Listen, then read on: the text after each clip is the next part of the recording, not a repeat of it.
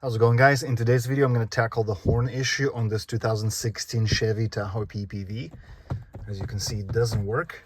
And a lot of times the upfitters, they splice into the horn circuit to connect sirens. And when the vehicle is sold, usually they just cut it off and do not reconnect the wire for the horn. Fortunately, for the most cars, it's going to be very simple and easy fix. And what we're looking for is the brown or tan wire with a white stripe. And it's typically located between the driver and passenger seat. And you can see over here, there's a bunch of harnesses coming out.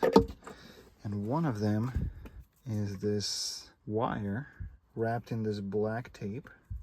And that's the collar that we're looking for, tan white stripes. And they were clean cut. And I already stripped the ends. And all we need to do is just connect them together.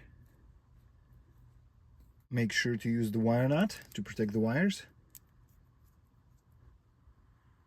And look at that.